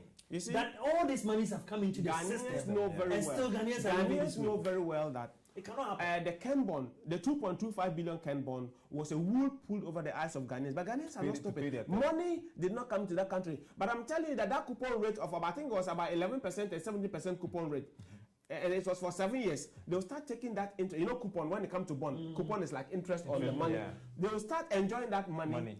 For as long as that, when they haven't brought any money to Ghana, because it's not found in their budget statements, it is not stated anywhere. It's gone quiet. This is the same way Mobutu Sese Seko operated. Very soon, these people that he became richer than Zaire. Now, Akufo and his family, they are richer than Ghana. And people are in Ghana, they go to hospital and they turn them away because there are no beds. Can it be that the old man doesn't know and people are just pulling it over? I say he's the coordinator of all the corruption. He's the chief bandit. Yes, you have to go and do account to him every day. That, like they say, if you cannot do proper account to Akufo, when they come to this TV, like the man is 76 years old. He may not know. It is the same 76-year-old man who's appointing thieves and criminals. Did you listen to Martin Amido? He said Akufo cannot claim that he does not know about the corruption. It is not me, Martin Amido. Can we play Martin Amido, please? Can we play Martin Amido? I hear our time is running. Martin Amido said, you cannot blame if anything in that government. I tell you. You and I are going to Ghana. Let's take the little time left. Me, I'm not going to Ghana. No announcement, I'm going to Ghana. I'm not going to only Ghana. I'm going to be here. Sankofa. I want to touch on about two big issues apart from Japan and PDS. No, very quickly because our time is Article 41 and the requirement. It says that are you able to say categorically that you can live with other people in harmony? I have lived with decent people in harmony for 66 years. I cannot live in harmony with criminals. I will lie. And those are the worst of them. I will lie. But decent, respectable people who will not ask you to do this and then stab you in the back. Those are traitors. I can't live with them. But decent people, I will live with them. Criminals, I can't. Mr. Speaker, Honorable, the main question he asked you was looking at Article 41 and the requirement. It says that are you able to say categorically that you can live with other people in harmony? I have lived with decent people in harmony for 66 years. I cannot live in harmony with criminals. That I will lie. I will lie. But decent, respectable people who will not ask you to do with criminals and then stab you in the back. Those are traitors. I can't. That is Nana Akufo's former special prosecutor. Yes. Come and lie to you is fighting corruption. Nana Akufo catch Ghana for say when to me I fight Ghana say all the last one. Na say Omran Kasane Nkofo etime wie excavators we Ghana na wotie mi a mining sectors areas. Ye wie omo excavators as ha ton the kosi 500 excavators. Over 500.